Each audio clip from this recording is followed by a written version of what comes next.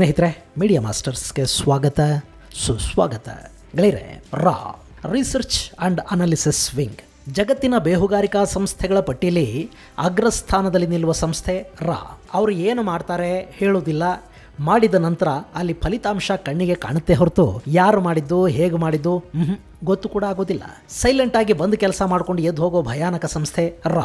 ಸಾಕಷ್ಟು ದೇಶಗಳಲ್ಲಿ ಭಾರತದ ವಿರೋಧಿಗಳನ್ನ ಅವ್ರು ನೆಲ ಕಚ್ಚಿದ್ದಾರೆ. ಸಾಕಷ್ಟು ದೇಶಗಳ ನಾಯಕರನ್ನ ಮಾತು ಕೇಳೋ ಹಾಗೆ ಮಾಡ್ಕೊಂಡಿದ್ದಾರೆ. ಹಾಗೆ ಕೆಲ ದೇಶಗಳಲ್ಲಿ ಸರ್ಕಾರಗಳನ್ನು ಕೂಡ ಬದಲಿಸಿದ್ದಾರೆ. ಭಾರತಕ್ಕೆ ಬೇಕಾದ ಆಡಳಿತಗಳನ್ನ ಅಲ್ಲಿ ತಂದು ಕೂಡಿಸಿದ್ದಾರೆ. ಜಗತ್ತಿನ ನಾನಾ ದೇಶಗಳಲ್ಲಿ ತನ್ನ ಕಾಂಟ್ಯಾಕ್ಟ್ಸ್ ಅನ್ನ ಹೊಂದಿರೋ ರಾ ಪೆಸಿಫಿಕ್ ಸಾಗರದಲ್ಲಿನ ದ್ವೀಪ ರಾಷ್ಟ್ರದಲ್ಲಿ ಭಾರತೀಯ ಸಮುದಾಯವನ್ನ ಕಾಪಾಡೋದಕ್ಕೆ ಮಾಡಿದ ಒಂದು ವಿಶೇಷ ಆಪರೇಷನ್ನ ಕಥೆಯನ್ನ ನಾನಿಲ್ಲಿ ನಿಮಗೆ ಹೇಳೋದಕ್ಕೆ ಹೋಗ್ತಾ ಇದ್ದೀನಿ. ಅದರ ಹೆಸರು ಆಪರೇಷನ್ ತ್ರಿಶೂಲ್. ಹಾಗಾದ್ರೆ ಬನ್ನಿ, ತಡ ಯಾಕೆ, ಆ ರೋಚಕ ಹಾಗೂ ಅತ್ಯಂತ ಕುತೂಹಲಕಾರಿ ಆಪರೇಷನ್ ಬಗ್ಗೆ ನೋಡೇ ಬಿಡೋಣ.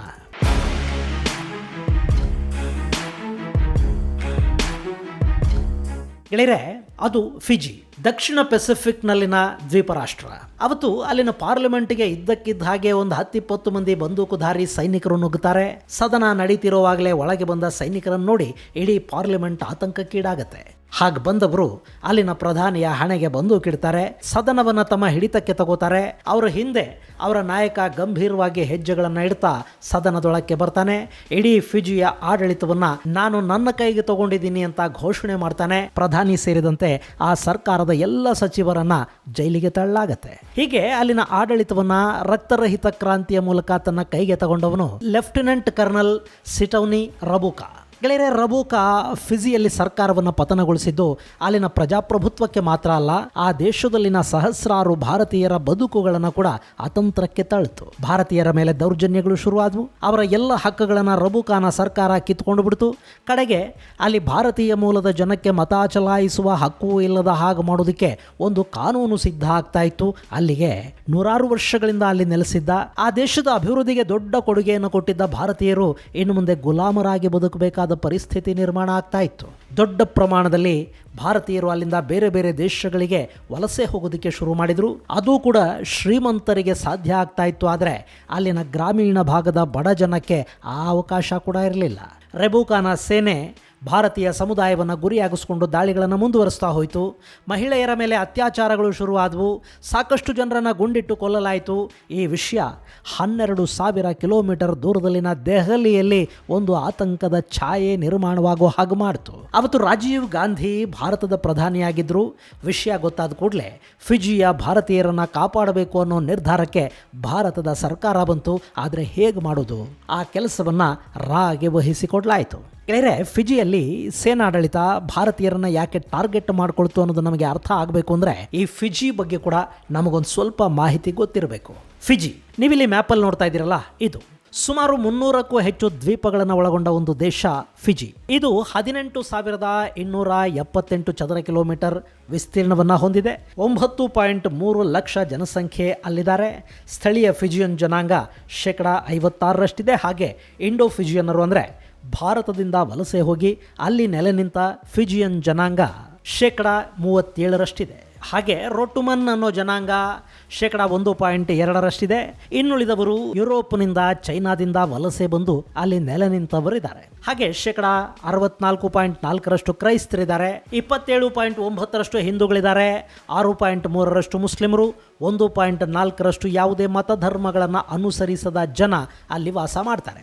ಇಂಥ ಫಿಜಿ 1874ರಲ್ಲಿ ಬ್ರಿಟಿಷರ ಕೈ ಸೇರಿತು. ಆ ಸಂದರ್ಭದಲ್ಲಿ ಅಲ್ಲಿನ ಕಬ್ಬಿನ ಗದ್ದೆಗಳಲ್ಲಿ ಕೆಲಸ ಮಾಡೋದಕ್ಕೆ ಹಾಗೆ ಇನ್ನಿತರ ಕೃಷಿ ಚಟುವಟಿಕೆಗಳಿಗಾಗಿ ದೊಡ್ಡ ಪ್ರಮಾಣದಲ್ಲಿ ಭಾರತೀಯ ಕಾರ್ಮಿಕರನ್ನ ಅಲ್ಲಿಗೆ ಕರ್ಕೊಂಡು ಹೋಗೋ ಕೆಲಸ ಕೂಡ ನಡೀತು. 1879ರಿಂದ 1916ರ ನಡುವೆ ಸುಮಾರು 60,000ಕ್ಕೂ ಹೆಚ್ಚು ಭಾರತೀಯರನ್ನ ಉತ್ತರ ಪ್ರದೇಶ, ಬಿಹಾರದಂಥ ರಾಜ್ಯಗಳಿಂದ ಸುಳ್ಳು ಭರವಸೆಗಳನ್ನು ಕೊಟ್ಟು ಫಿಜಿಗೆ ಕರ್ಕೊಂಡು ಹೋಗ್ತಾರೆ. ಹಾಗೆ ಹೋದವರು ಅಲ್ಲೇ ನೆಲೆ ನಿಂತರು, ತಮ್ಮ ಬದುಕುಗಳನ್ನು ಅಲ್ಲೇ ಕಟ್ಕೊಂಡ್ರು. ಸ್ಥಳೀಯರ ಹಾಗೆ ವಲಸೆ ಹೋದ ಭಾರತೀಯರ ಕೈಲಿ ಜಮೀನುಗಳಿರಲಿಲ್ಲ. ಅವರಿಗೊಂದು ಸಾಮಾಜಿಕ ಸಂಘಟನೆ, ಸಾಮಾಜಿಕ ಶಕ್ತಿ ಇದ್ಯಾವುದೂ ಅಲ್ಲಿರಲಿಲ್ಲ. ಹೀಗಾಗಿ ಅವರು ಹೆಚ್ಚು ಶಿಕ್ಷಣ ಪಡ್ಕೊಳ್ತಾ ಹೋದರು, ವ್ಯಾಪಾರಗಳಲ್ಲಿ ತಮ್ಮನ್ನು ತಾವು ತೊಡಗಿಸ್ಕೊಂಡ್ರು. ಕಾಲಕ್ರಮೇಣ ಫಿಜಿಯ ಬಹುತೇಕ ವ್ಯಾಪಾರೋದ್ಯಮ ಭಾರತೀಯರ ಹಿಡಿತಕ್ಕೆ ಸಿಕ್ತು. ಅಲ್ಲಿನ ಶಾಲಾ ಕಾಲೇಜುಗಳಲ್ಲಿ ಭಾರತೀಯ ಮೂಲದ ಜನ ಶಿಕ್ಷಕರು, ಉಪನ್ಯಾಸಕರು ಆದರು. ರಾಜಕಾರಣದಲ್ಲಿ ಸಕ್ರಿಯರಾಗಿ ತೊಡಗಿಸ್ಕೊಂಡ್ರು. 1946ರಿಂದ 1980ರ ದಶಕದ ಅಂತ್ಯದವರೆಗೆ ಫಿಜಿಯಲ್ಲಿನ ಬಹುಸಂಖ್ಯಾತ ಸಮುದಾಯವಾಗಿ ಭಾರತೀಯ ಮೂಲದವರು ಗುರುತಿಸ್ಕೊಳ್ತಾ ಇದ್ರು. ಗೆಳೆಯರೆ, ಇಲ್ಲಿ ಎಲ್ಲ ಚೆನ್ನಾಗೇ ಇತ್ತು. ಆದರೆ ಫಿಜಿಗೆ ಸ್ವಾತಂತ್ರ್ಯ ಕೊಡೋ ಸಂದರ್ಭದಲ್ಲಿ ಬ್ರಿಟಿಷರು ಅಲ್ಲಿ ಜನಾಂಗೀಯ ದ್ವೇಷದ ಬೀಜ ಬಿತ್ತಿ ಆ ದೇಶದಿಂದ ಎದ್ದು ಹೋದರು. 1970ರಲ್ಲಿ ಫಿಜಿ ಸ್ವಾತಂತ್ರ್ಯವನ್ನು ಪಡ್ಕೊಳ್ತು. ಅಲ್ಲಿ ಬ್ರಿಟಿಷ್ ಸರ್ಕಾರದ ಗವರ್ನರ್ ಜನರಲ್ ಆಗಿದ್ದ ಜಾರ್ಜ್ ಕಾಕೋಬೋ ತನ್ನ ಸಂಬಂಧಿ ಹಾಗೂ ಅಲಯನ್ಸ್ ಪಕ್ಷದ ನಾಯಕ ಋತುಮಾರಾಗೆ ಪ್ರಧಾನಿಯಾಗಿ ಅಧಿಕಾರವನ್ನು ಸ್ವೀಕರಿಸುವುದಕ್ಕೆ ಕರೆ ಕೊಟ್ಟ. ಈ ಋತುಮಾರಾ ಹಾಗೂ ಅಲಯನ್ಸ್ ಪಕ್ಷ ಫಿಜಿಯಲ್ಲಿ ಫಿಜಿಯನ್ನರು ಮಾತ್ರ ಇರಬೇಕು, ಅವರಿಗೆ ಮಾತ್ರ ಎಲ್ಲ ಹಕ್ಕುಗಳು ಸಿಗಬೇಕು ಅಂತ ಪ್ರತಿಪಾದಿಸ್ತಾ ಇದ್ದ, ಭಾರತೀಯ ಮೂಲದ ಜನರನ್ನು ವಿರೋಧಿಸ್ತಾ ಇದ್ದ ಪಕ್ಷ. ಜೊತೆಗೆ ತನ್ನ ಸಂಬಂಧಿ ಅನ್ನೋ ಕಾರಣಕ್ಕೆ ಗವರ್ನರ್ ಜನರಲ್ ಈ ಋತುಮಾರಾನನ್ನ ಪ್ರಧಾನಿಯನ್ನಾಗಿ ಮಾಡಿದ್ದು ಫಿಜಿಯ ಭಾರತೀಯ ಸಮುದಾಯಕ್ಕೆ ಇಷ್ಟ ಆಗಲಿಲ್ಲ. ಇಷ್ಟಾದರೂ ಸುಮಾರು 16 ವರ್ಷಗಳವರೆಗೆ ಅಲ್ಲಿ ಋತುಮಾರಾ ಪ್ರಧಾನಿಯಾಗಿ ಆಳ್ವಿಕೆಯನ್ನು ನಡೆಸಿದ್ರು. ಮುಂದೆ 1987ರಲ್ಲಿ ನಡೆದ ಚುನಾವಣೆಯಲ್ಲಿ ಕಾರ್ಮಿಕ ಪಕ್ಷ ಅಲ್ಲಿ ಆರಿಸಿ ಬಂತು. ತಿಮೋಸಿ ಬವಾದ್ರಾ ಫಿಜಿಯ ಪ್ರಧಾನಿ ಕೂಡ ಆದರು. ಭಾರತೀಯ ಮೂಲದ ಫಿಜಿಯನ್ನರು ದೊಡ್ಡ ಪ್ರಮಾಣದಲ್ಲಿ ತಿಮೋಸಿಯ ಬೆಂಬಲಕ್ಕೆ ನಿಂತರು. ಹರೀಶ್ ಶರ್ಮಾ ಉಪ ಪ್ರಧಾನಿಯಾಗಿ ಆಯ್ಕೆಯಾದರು. ಅಲಯನ್ಸ್ ಪಾರ್ಟಿ ಹಾಗೂ ಫಿಜಿಯನ್ನರು ಮಾತ್ರ ಅಲ್ಲಿ ಅಧಿಕಾರವನ್ನು ಅನುಭವಿಸಬೇಕು ಅಂತ ಪ್ರತಿಪಾದಿಸ್ತಾ ಇದ್ದ ಬಣ ಏನಿತ್ತು, ಅವರ ಸಿಟ್ಟಿಗೆ ಈ ಕಾರ್ಮಿಕ ಸರ್ಕಾರ ಕಾರಣ ಆಯಿತು. ಅಲಯನ್ಸ್ ಪಾರ್ಟಿಯ ಸೋಲನ್ನು ಫಿಜಿಯನ್ನರ ಪ್ಯಾರಮೌಂಟಸಿ ಅಂದರೆ ಅವರ ಪಾರಮ್ಯಕ್ಕೆ ಒಡ್ಡಿದ್ದ ಸವಾಲು ಅಂತ ಬಿಂಬಿಸಲಾಯಿತು. ಈ ಭಾವನೆಯನ್ನು ಬಂಡವಾಳ ಮಾಡಿಕೊಂಡವನು ಲೆಫ್ಟಿನೆಂಟ್ ಕರ್ನಲ್ ಸಿಟಿವೆನಿ ರಬುಕಾ. ಫಿಜಿಯನ್ನರ ಸಂಸ್ಕೃತಿ, ಜೀವನ ಪದ್ಧತಿಗಳನ್ನು ಭಾರತೀಯ ಪ್ರಾಬಲ್ಯದಿಂದ ಕಾಪಾಡುವ ನೆಪದಲ್ಲಿ ರಬುಕಾ ಸೇನಾ ಕ್ರಾಂತಿಗೆ ಮುಂದಾದ. ಆ ಸೇನಾ ದಂಗೆಯ ಹಿಂದೆ ಮಾಜಿ ಪ್ರಧಾನಿ ಋತುಮಾರಾ ಇದ್ರು ಅನ್ನೋದು ಗೌಪ್ಯ ವಿಷಯ ಏನಾಗಿರಲಿಲ್ಲ. ಇನ್ನು ಅವತ್ತು 1987ರ ಮೇ 14 ಬೆಳಗ್ಗೆ ಸುಮಾರು 10 ಗಂಟೆ ಆಗಿತ್ತು. ಮುಸುಕುಧಾರಿ ಸೈನಿಕರೊಂದಿಗೆ ರಬುಕಾ ಫಿಜಿ ಸಂಸತ್ ಭವನಕ್ಕೆ ನುಗ್ಗಿ ಪ್ರಧಾನಿ ಬವಾದ್ರಾ ಮತ್ತು ಸಚಿವರನ್ನು ಬಂಧಿಸಿದ. ಯಾವುದೇ ರಕ್ತಪಾತವಿಲ್ಲದೆ ಅಧಿಕಾರ ಪಲ್ಲಾಟ ಆಯಿತು. ಇದರ ಬೆನ್ನಲ್ಲೇ ಮೇ 19ನೇ ತಾರೀಕು ಸುವಾ ನಗರ ಮತ್ತು ಸುತ್ತಮುತ್ತಲಿನ ಭಾರತೀಯ ಮೂಲದ ಜನರ ಮೇಲೆ, ಅವರ ಅಂಗಡಿ ವ್ಯಾಪಾರ ಮಳಿಗೆಗಳ ಮೇಲೆ ದಾಳಿಗಳಾದವು. ಇದನ್ನು ಭಾರತ ತೀವ್ರವಾಗಿ ಖಂಡಿಸಿತು. ಫಿಜಿಯ ಮೇಲೆ ವ್ಯಾಪಾರ ನಿರ್ಬಂಧಗಳನ್ನು ಹೇರಲಾಯಿತು. ಆದರೆ ಹೀಗೆ ಮಾಡೋದ್ರಿಂದ ಅಲ್ಲಿನ ಭಾರತೀಯರನ್ನು ಕಾಪಾಡಿದಂತೇನೂ ಆಗಲಿಲ್ಲ. ಈ ಹಂತದಲ್ಲೇ ಫಿಜಿಯ ಭಾರತೀಯ ಸಮುದಾಯಕ್ಕೆ ರಕ್ಷಣೆಯನ್ನು ಒದಗಿಸುವ ಕೆಲಸಕ್ಕೆ ಮುಂದಾಗಿತ್ತು. ಅವತ್ತಿಗೆ ಎ.ಕೆ. ವರ್ಮಾ ಮುಖ್ಯಸ್ಥರಾಗಿದ್ದರು. ಅವರು ಪ್ರಧಾನಿ ರಾಜೀವ್ ಗಾಂಧಿ ಅವರಿಗೊಂದು ವರದಿಯನ್ನು ಕೊಡ್ತಾರೆ. ಫಿಜಿಯಲ್ಲಿ ಕಾರ್ಯಾಚರಣೆಯನ್ನು ಮಾಡೋದಕ್ಕೆ ಪ್ರಧಾನಿಯ ಅನುಮತಿಯನ್ನು ಕೇಳುತ್ತೆ. ರಾಜೀವ್ ಗಾಂಧಿ ಕೂಡ ಅದಕ್ಕಿಲ್ಲ ಅಂತ ಹೇಳಲಿಲ್ಲ. ಆದರೆ ಈ ಕಾರ್ಯಾಚರಣೆ ಅತ್ಯಂತ ಗೌಪ್ಯವಾಗಿ ನಡಿಬೇಕಿತ್ತು. ಎಲ್ಲೂ ಕೂಡ ಮತ್ತು ಭಾರತ ಅಲ್ಲೊಂದು ಕೆಲಸವನ್ನು ಮಾಡ್ತಾ ಇದೆ ಅನ್ನೋದರ ಸುಳಿವು ಕೂಡ ಹೊರಬಾರದಂತೆ ಆ ಕಾರ್ಯವನ್ನು ಮಾಡಿ ಮುಗಿಸಬೇಕಿತ್ತು. ಅದಕ್ಕಾಗಿ ಭಾರತ ಆಯ್ಕೆ ಮಾಡಿಕೊಂಡಿದ್ದು 3 ಪಳಗಿದ ಏಜೆಂಟರನ್ನು. ಅವರಲ್ಲಿ ಒಬ್ಬರ ಹೆಸರು ಅನುಪಮ್ ಮಲ್ಲಿಕ್, ಎರಡನೆಯವರು ಕೈಲಾಸ್ ಸಿಂಗ್, ಮೂರನೆಯ ವ್ಯಕ್ತಿ ಸಂಜೀವ್ ಸೈಗಲ್. ಇಲ್ಲಿ ಈ 3 ಜನ ಏಜೆಂಟರಿಗೆ ಅವರ ಜೊತೆ ಸಂವಹನ ಮಾಡೋದಕ್ಕೊಂದು ಹೆಸರು ಬೇಕಿತ್ತು ಅಷ್ಟೇ. ಇವು ಯಾವೂ ಕೂಡ ಅವರ ನಿಜವಾದ ಹೆಸರುಗಳಾಗಿರಲಿಲ್ಲ. ಇನ್ನು ಈ ಕಾರ್ಯಾಚರಣೆಗೆ ಆಪರೇಷನ್ ತ್ರಿಶೂಲ್ ಅನ್ನೋ ಹೆಸರನ್ನು ಕೂಡ ಕೊಡಲಾಯಿತು. ಈಗ ತ್ರಿಶೂಲ ಅಲ್ಲಿನ ಭಾರತೀಯರನ್ನು ಕಾಪಾಡಬೇಕಿತ್ತು.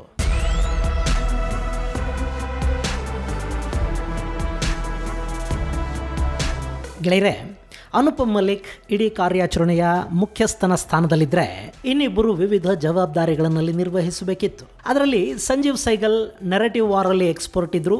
ಕೈಲಾಶ್ ಸಿಂಗ್ ಸೇನೆ ಹಾಗೂ ಇನ್ನಿತರ ಸರ್ಕಾರಿ ನೌಕರರನ್ನು ಹ್ಯಾಂಡಲ್ ಮಾಡೋದಕ್ಕೆ ಬೇಕಾದ ವಿಶೇಷ ವ್ಯವಸ್ಥೆಗಳನ್ನು ಮಾಡಿಕೊಂಡಿದ್ರು. 3 ಜನ ಆಪರೇಷನ್ ಫಿಜಿಯ ಜವಾಬ್ದಾರಿಯನ್ನು ಹೊತ್ತರು. ಅದು ಇಂಗ್ಲೆಂಡ್ನ ಅತ್ಯಂತ ಐಷಾರಾಮಿ ರೆಸ್ಟೋರಾಂಟ್. ಅಲ್ಲಿ ಅನುಪಮ್ ಮಲ್ಲಿಕ್ ಕೂತಿದ್ದಾರೆ. ಅವರನ್ನು ಹುಡುಕೊಂಡು ಯುರೋಪಿನ ಖ್ಯಾತ ಉದ್ಯಮಿಯೊಬ್ಬರಲ್ಲಿಗೆ ಬರ್ತಾರೆ. ಆತ ಅತಿ ದೊಡ್ಡ ಸಕ್ಕರೆ ವರ್ತಕ. ನಾನಾ ದೇಶಗಳಿಂದ ಯುರೋಪಿಗೆ ದೊಡ್ಡ ಪ್ರಮಾಣದಲ್ಲಿ ಸಕ್ಕರೆಯನ್ನು ಇಂಪೋರ್ಟ್ ಮಾಡಿಕೊಳ್ತಾ ಇದ್ದ ಮತ್ತು ಅದನ್ನು ಬೇರೆ ಬೇರೆ ದೇಶಗಳಿಗೆ ಎಕ್ಸ್ಪೋರ್ಟ್ ಮಾಡ್ತಾ ಇದ್ದ ಶ್ರೀಮಂತ ಉದ್ಯಮಿ ಆತ. ಹೆಸರು ಸ್ಯಾಮ್ಯುಯಲ್. ಆತನ ಜೊತೆ ಅನುಪಮ್ ಸಾಕಷ್ಟು ವಿಷಯಗಳನ್ನು ಚರ್ಚಿಸಿದರು. ಕಡೆಗೆ ಫಿಜಿಯಲ್ಲಿ ನನಗೊಂದು ಕೆಲಸ ಆಗಬೇಕು ಅಂತ ಅನುಪಮ್ ಹೇಳಿದರು. ಸ್ಯಾಮ್ಯುಯಲ್ ಅದಕ್ಕೆ ಬೇಕಾದ ವ್ಯವಸ್ಥೆಗಳನ್ನು ಮಾಡೋದಕ್ಕೆ ಸಿದ್ಧನಾದ. ಇನ್ನು ಕೈಲಾಶ್ ಸಿಂಗ್ ಆಸ್ಟ್ರೇಲಿಯಾಗೆ ಹೋದರು. ಅಲ್ಲಿ ಫಿಜಿಯ ಒಂದಷ್ಟು ಕಾಂಟ್ಯಾಕ್ಟ್ಗಳನ್ನು ಆ್ಯಕ್ಟಿವ್ ಮಾಡಿದರು. ಫಿಜಿಯ ಸೇನೆಯಲ್ಲಿ ರಬುಕಾನ ವಿರೋಧಿಗಳು ಯಾರಿದ್ದಾರೆ ಅನ್ನೋದನ್ನು ಪತ್ತೆ ಮಾಡೋ ಕೆಲಸ ಕೇಳಿದ್ರು. ಎಲೆಕ್ಟ್ರಾನಿಕ್ಸ್ ಉಪಕರಣಗಳ ಮಾರಾಟಗಾರ ಬೆಂಜಮಿನ್ ಅವರ ನೆರವಿಗೆ ನಿಂತ. ಆತನಿಗೆ ಫಿಜಿಯ ಸಾಕಷ್ಟು ರಾಜಕಾರಣಿಗಳು ಹಾಗೂ ಅಧಿಕಾರಿಗಳ ಪರಿಚಯ ಆಯಿತು. ಇನ್ನು ಸಂಜೀವ್ ಸೈಗಲ್ ಯುರೋಪ್ ಹಾಗೂ ಅಮೆರಿಕಾಗಳಲ್ಲಿ ಕೆಲಸ ಆರಂಭ ಮಾಡಿದ್ರು. ಅಲ್ಲಿನ ಮಾಧ್ಯಮಗಳು ಪತ್ರಕರ್ತರನ್ನ ಅವರು ಭೇಟಿ ಮಾಡ್ತಾ ಇದ್ರು. ಅವರಿಗೆ ಫಿಜಿಯ ಪರಿಸ್ಥಿತಿಯನ್ನು ವಿವರಿಸ್ತಾ ಇದ್ರು. ಫಿಜಿಯಲ್ಲಿನ ಭಾರತೀಯರ ಮೇಲೆ ಆಗುತ್ತಾ ಇದ್ದ ದೌರ್ಜನ್ಯಗಳ ಬಗ್ಗೆ ಅಂತಾರಾಷ್ಟ್ರೀಯ ಮಾಧ್ಯಮಗಳು ಗಮನ ಹರಿಸುವ ಹಾಗೆ ಮಾಡೋದು ಸೈಗಲ್ ಅವರ ಕೆಲಸ ಆಯಿತು. ಇದು ನೆರೆಟಿವ್ ಮೂಲಕ ಮಾಡೋ ಸೈಕಲಾಜಿಕಲ್ ವಾರ್. ಪಶ್ಚಿಮದ ಮಾಧ್ಯಮಗಳು ಫಿಜಿಯ ಬಗ್ಗೆ ಬರೆಯೋದಕ್ಕೆ ಶುರು ಮಾಡಿದರೆ ಅದನ್ನು ಫಿಜಿಯ ಮಾಧ್ಯಮಗಳು ಕೂಡ ಕ್ಯಾರಿ ಮಾಡೋದಕ್ಕೆ ಶುರು ಮಾಡುತ್ತವೆ. ಜಗತ್ತಿನ ನಾನಾ ದೇಶಗಳ ಮಾಧ್ಯಮಗಳಲ್ಲಿ ಕೂಡ ಆ ವರದಿಗಳು ಬಿತ್ತರ ಆಗೋದಕ್ಕೆ ಶುರು ಆಗುತ್ತವೆ. ಆ ಮೂಲಕ ಫಿಜಿಯ ಆಡಳಿತದ ಮೇಲೆ ಅಂತಾರಾಷ್ಟ್ರೀಯ ಒತ್ತಡ ಶುರು ಆಗುತ್ತೆ.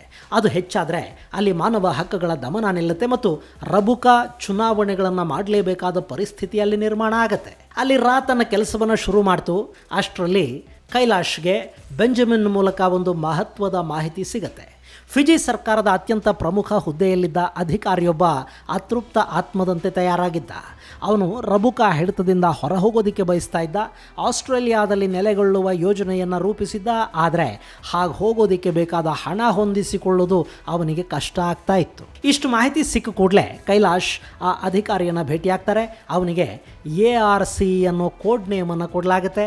ಬೆಂಜಮಿನ್ ಮೂಲಕ ಅವನನ್ನು ಪರಿಚಯಿಸಿಕೊಂಡ ಕೈಲಾಶ್ ಅವನ ಜೊತೆ ಮಾತುಕತೆಗಳನ್ನು ಶುರು ಮಾಡ್ತಾರೆ. ಎರಡನೇ ಭೇಟಿಲಿ ಆಸ್ಟ್ರೇಲಿಯಾಗೆ ಹೋಗೋದಕ್ಕೆ ಎಷ್ಟು ಹಣ ಬೇಕು ಅಂತ ಕೈಲಾಶ್ ಕೇಳಿದ್ದು ಈ ARCಯನ್ನು ಅಚ್ಚರಿಗೀಡು ಮಾಡುತ್ತೆ. ಅಷ್ಟೇ ಅಲ್ಲ, ಕೈಲಾಶ್ ಸಿಂಗ್ ಅವನ ಕೈಗೆ ಒಂದಷ್ಟು ಡಾಲರ್ಗಳಿದ್ದ ಕವರನ್ನು ಕೊಡ್ತಾರೆ. ಇದು ಅಡ್ವಾನ್ಸ್ ಅಷ್ಟೇ ಅಂತ ಹೇಳ್ತಾರೆ. ನಮ್ಮ ಕೆಲಸ ಮಾಡಿ ಮುಗಿಸಿದ್ರೆ ಆಸ್ಟ್ರೇಲಿಯಾಗೆ ಹೋಗೋದಕ್ಕೆ ಮಾತ್ರ ಅಲ್ಲ, ಅಲ್ಲಿ ಸೆಟ್ಲ್ ಆಗೋದಕ್ಕೆ ಬೇಕಾದಷ್ಟು ಹಣವನ್ನು ನಾವು ಕೊಡ್ತೀವಿ ಅಂತ ಹೇಳಿ ಕೈಲಾಶ್ ಆ ಅಧಿಕಾರಿಯನ್ನು ಬಲೆಗೆ ಕೆಡವುಕೊಂಡ್ರು. ಅವನು ಮರುದಿನ ಫಿಜಿಯ ಹೋಟೆಲ್ ಒಂದರಲ್ಲಿ ಕೈಲಾಶ್ ಕೈಗೊಂದು ಕವರ್ ಕೊಟ್ಟ. ಅದರಲ್ಲಿ ರಬುಕಾನ ಸೇನೆಯ ಅಧಿಕಾರಿಗಳ ಪಟ್ಟಿಯೊಂದಿತ್ತು. ಎಲ್ಲರೂ ಕೂಡ ಅತೃಪ್ತ ಅಧಿಕಾರಿಗಳೇ. ಯಾರ್ಯಾರಿಗೆ ನಾವು ಈ ಹೊಸ ಆಡಳಿತದಲ್ಲಿ ಅಧಿಕಾರವನ್ನು ಕಳ್ಕೊಳ್ತಾ ಇದ್ದೀವಿ, ಇಂಪಾರ್ಟೆನ್ಸ್ ಕಡಿಮೆ ಆಗ್ತಾ ಇದೆ ಅಂತ ಅನ್ನಿಸ್ತಾ ಇತ್ತೋ ಅಂಥವರ ಹೆಸರು ಮತ್ತು ಅವರ ಬಗೆಗಿನ ಮಾಹಿತಿ ಇದ್ದ ಕವರ್ ಅದು. ಅಷ್ಟೇ, ಕೈಲಾಶ್ ಅವರೆಲ್ಲರನ್ನ ಭೇಟಿ ಮಾಡ್ತಾ ಹೋದರು. ಅವರಿಗೆ ಬೇಕಾದಷ್ಟು ಹಣವನ್ನು ಪಂಪ್ ಮಾಡೋ ಕೆಲಸ ನಡೀತು. ಅಷ್ಟೇ ಅಲ್ಲ, ಸೇನೆ ಮತ್ತು ಪೊಲೀಸ್ ಇಲಾಖೆಯ ಕೆಳಮಟ್ಟದ ಅಧಿಕಾರಿಗಳನ್ನು ಕೂಡ ಕೈಲಾಶ್ ಭೇಟಿಯಾದರು. ಅವರಿಗೆ ಕೂಡ ಖುಷಿಯಾಗುವಷ್ಟು ಹಣವನ್ನು ಪಂಪ್ ಮಾಡಲಾಯಿತು. ಈ ಮೂಲಕ ಫಿಜಿಯಲ್ಲಿ ಭಾರತೀಯರ ಮೇಲೆ ನಡೀತಿದ್ದ ದೌರ್ಜನ್ಯಗಳ ಪ್ರಮಾಣ ಕಡಿಮೆ ಆಗ್ತಾ ಹೋಯಿತು. ಅವರಿಗೆ ಪೊಲೀಸರು ರಕ್ಷಣೆ ಕೊಡೋದಕ್ಕೆ ಕೂಡ ಮುಂದಾದರು. ಅದಕ್ಕೆ ಬೇಕಾದಷ್ಟು ಹಣವನ್ನು ಕೈಲಾಶ್ ಸಿಂಗ್ ಅಲ್ಲಿ ಕೆಳವರ್ಗದ ಅಧಿಕಾರಿಗಳಿಗೆ ಮುಟ್ಟಿಸಿದರು. ಜೊತೆಗೆ ಸೇನಾಧಿಕಾರಿಗಳು ಮತ್ತು ಇನ್ನಿತರರು ರಬುಕಾ ವಿರುದ್ಧ ಬಂಡೇಳೋದಕ್ಕೆ ಬೇಕಾದ ವ್ಯವಸ್ಥೆಗಳು ಕೂಡ ಅಲ್ಲಿ ಸೈಲೆಂಟಾಗಿ ಆಗ್ತಾ ಹೋಗ್ತಾ ಇದ್ವು. ಈ ಎಲ್ಲ ವರದಿಯನ್ನು ಅನುಪಮ್ ಮಲ್ಲಿಕ್ಗೆ ಕಾಲಕಾಲಕ್ಕೆ ಕೊಡಲಾಗ್ತಾ ಇತ್ತು. ಆಸ್ಟ್ರೇಲಿಯಾದಲ್ಲಿ ಕಮಾಂಡ್ ಸೆಂಟರನ್ನು ಅವರು ಮಾಡಿಕೊಂಡು ಕೂತ್ಕೊಂಡ್ರು. ಇದೇ ಸಮಯಕ್ಕೆ ಅನುಪಮ್ಗೊಂದು ಸುದ್ದಿ ಬರುತ್ತೆ. ಅದೇನು ಅಂದರೆ, ಕೈಲಾಶ್ಗೆ ಮಾಹಿತಿ ಕೊಡ್ತಾ ಇದ್ದ ARC ಇದ್ನಲ್ಲ, ಅವನು ದ್ರೋಹ ಮಾಡಿಬಿಟ್ಟ ಅನ್ನೋದು. ಅಲ್ಲಿ ಏನಾಯಿತು ಅಂದರೆ, ಈ ಮಾಹಿತಿದಾರ ARCಗೆ ಒಬ್ಬಳು ಗೆಳತಿ ಇದ್ಲು. ಅವಳ ಜೊತೆ ಮಾತಾಡ್ತಾ ಇನ್ನೇನು ಕೆಲ ದಿನಗಳಲ್ಲಿ ನಾವು ಆಸ್ಟ್ರೇಲಿಯಾಗೆ ಶಿಫ್ಟ್ ಆಗಿಬಿಡೋಣ ಅಂತ ಈ ARC ಹೇಳ್ದ. ಅಷ್ಟೇ ಅಲ್ಲ, ಭಾರತೀಯ ಏಜೆಂಟ್ ಒಬ್ಬ ನನಗೆ ಸಾಕಷ್ಟು ಹಣ ಕೊಡ್ತಾ ಇದ್ದಾನೆ, ನಾನು ರಬುಕಾ ವಿರುದ್ಧ ಅವನಿಗೆ ಬೇಕಾದ ಮಾಹಿತಿಯನ್ನು ಕೊಡ್ತಾ ಇದ್ದೀನಿ ಅನ್ನೋದನ್ನು ಕೂಡ ಈ ಬಾಯಿ ಬುಡಕ ತನ್ನ ಗೆಳತಿಯ ಮುಂದೆ ಬಾಯಿ ಬಿಟ್ಟಿದ್ದ. ಅವಳು ಫಿಜಿ ಸರ್ಕಾರದ ಏಜೆಂಟ್ ಆಗಿದ್ಲು ಅನ್ನೋದು ಇವನಿಗೆ ಗೊತ್ತು ಕೂಡ ಆಗಿರಲಿಲ್ಲ. ವಿಷಯ ರಬುಕಾಗೆ ಗೊತ್ತಾಯಿತು. ಈ ARC ಅರೆಸ್ಟ್ ಆದ. ಅಷ್ಟೇ ಅಲ್ಲ, ಅವನು ಕೈಲಾಶ್ ಹಾಗೂ ಭಾರತದ ಏಜೆಂಟರ ಕಾರ್ಯಾಚರಣೆ ಬಗ್ಗೆ ಫಿಜಿ ಸರ್ಕಾರಕ್ಕೆ ಮಾಹಿತಿಯನ್ನು ಕೂಡ ಕೊಟ್ಟ. ಅವರು ಆಸ್ಟ್ರೇಲಿಯಾದಿಂದ ಕೆಲಸ ಮಾಡ್ತಿದ್ದಾರೆ ಅನ್ನೋದನ್ನು ಹೇಳ್ದ. ಅಲ್ಲಿಗೆ ಭಾರತೀಯ ಏಜೆಂಟರನ್ನು ಹುಡುಕುವ ಕೆಲಸಕ್ಕೆ ಫಿಜಿ ಸರ್ಕಾರ ಕೈ ಹಾಕ್ತು. ಆದರೆ ಯಾರನ್ನ ಅಂತ ಹುಡುಕ್ತಾರೆ, ಎಲ್ಲಿ ಅಂತ ಹುಡುಕ್ತಾರೆ? ಈ ಏಜೆಂಟರು ಯಾರೂ ಕೂಡ ತಮ್ಮ ನಿಜ ಹೆಸರುಗಳಲ್ಲಿ ಬಂದಿರಲಿಲ್ಲ. ಅವರ ಐಡೆಂಟಿಟಿ ತುಂಬ ಗೌಪ್ಯವಾಗಿತ್ತು. ಹೀಗಾಗಿ ಅವರನ್ನು ಹುಡುಕೋದಿಕ್ಕಲ್ಲಿ ಸಾಧ್ಯ ಆಗಲೇ ಇಲ್ಲ. ಆದರೆ ಅಷ್ಟರಲ್ಲಿ ಅವ್ರು ಏನು ಮಾಡಬೇಕಿತ್ತು ಅದನ್ನು ಮಾಡಿ ಮುಗಿಸೋದಕ್ಕೆ ಶುರು ಮಾಡಿದರು. ಫಿಜಿ ಸರ್ಕಾರದ ಮೇಲೆ ಅಂತಾರಾಷ್ಟ್ರೀಯ ಒತ್ತಡಗಳು ಹೆಚ್ಚಾಗ್ತಾ ಹೋದವು. ರಬುಕಾ ಅಲ್ಲಿ ಕೂಡಿಸಿದ್ದ ಪ್ರಧಾನಿ ಮತ್ತು ಅಧ್ಯಕ್ಷನ ನಡುವೆ ಕೂಡ ಮನಸ್ತಾಪಗಳು, ವೈಮನಸ್ಯಗಳು ಶುರುವಾದವು. ಹೀಗಾಗಿ ಅಲ್ಲಿ ಚುನಾವಣೆಗಳನ್ನು ನಡೆಸಲೇಬೇಕಾದ ಅನಿವಾರ್ಯತೆ ಸೃಷ್ಟಿಯಾಗ್ತಾ ಹೋಯಿತು. ರಬುಕಾ ತನ್ನದೇ ಒಂದು ಪಕ್ಷವನ್ನು ಕಟ್ಟಿಕೊಂಡು ಚುನಾವಣೆಗೆ ಸ್ಪರ್ಧೆ ಮಾಡಿದ. 1992ರಲ್ಲಿ ನಡೆದ ಚುನಾವಣೆಯಲ್ಲಿ ರಬುಕಾ ಪಕ್ಷಕ್ಕೆ ಬಹುಮತ ಬರಲಿಲ್ಲ. ಹಾಗಂತ ಆ ಪಕ್ಷವನ್ನು ಸಂಪೂರ್ಣವಾಗಿ ಸೋಲಿಸೋದಕ್ಕೂ ಸಾಧ್ಯ ಆಗಲಿಲ್ಲ. ಅಷ್ಟೊತ್ತಿಗಾಗಲೇ ಫಿಜಿಯಲ್ಲಿ ಭಾರತೀಯರ ಸಂಖ್ಯೆ ಕೂಡ ಕಡಿಮೆ ಆಗಿತ್ತು. ಸೊ ರಬುಕಾ ಅವರ ಪಕ್ಷ ಅತಿ ದೊಡ್ಡ ಪಕ್ಷವಾಗಿ ಅಲ್ಲಿ ಆರಿಸಿ ಬಂತು. ಆದರೆ ಸರ್ಕಾರ ರಚನೆಗೆ ಬೇಕಾದ ಬಹುಮತ ಇರಲಿಲ್ಲ. ಹೀಗಾಗಿ ಅವರು ಬೇರೆ ಪಕ್ಷಗಳ ಜೊತೆ ಮೈತ್ರಿ ಮಾಡ್ಕೋಬೇಕಾಯಿತು. ಆ ಮೈತ್ರಿಯ ಸಂದರ್ಭದಲ್ಲಿ ಅಲ್ಲಿ ಮತ್ತೆ ರಾ ಪ್ರವೇಶ ಪಡ್ಕೊಳ್ತು. ಭಾರತೀಯರ ದಮನಕ್ಕೆ ರಬುಕಾ ಜಾರಿ ಮಾಡೋದಕ್ಕೆ ಹೋಗಿದ್ದ ಕಾನೂನುಗಳನ್ನು ಹಿಂದಕ್ಕೆ ಪಡ್ಕೊಂಡ್ರೆ ಮಾತ್ರ ಅಲ್ಲಿ ಮೈತ್ರಿ ಅಂತ ಪ್ರತಿಪಕ್ಷ ಹೇಳ್ತು. ಅಲ್ಲಿಗೆ ರಬುಕಾ ಇನ್ನೂ ಒಂದು ಮೆಟ್ಟಲು ಕೆಳಗಿಳಿಬೇಕಾಗಿ ಬಂತು. ಆತ ಪ್ರಧಾನಿ ಏನೋ ಆದ, ಹೊಸ ಸಂವಿಧಾನವನ್ನು ಆತ ಅಲ್ಲಿ ರಚನೆ ಮಾಡಬೇಕಾಗಿ ಬಂತು. ಭಾರತೀಯರ ಹಕ್ಕುಗಳನ್ನು ಮತ್ತೆ ವಾಪಸ್ಸೂ ಕೊಡಬೇಕಾಗಿ ಬಂತು. ಆದರೂ ಸಮ್ಮಿಶ್ರ ಸರ್ಕಾರ ಹೆಚ್ಚು ದಿನ ಉಳಿಲಿಲ್ಲ.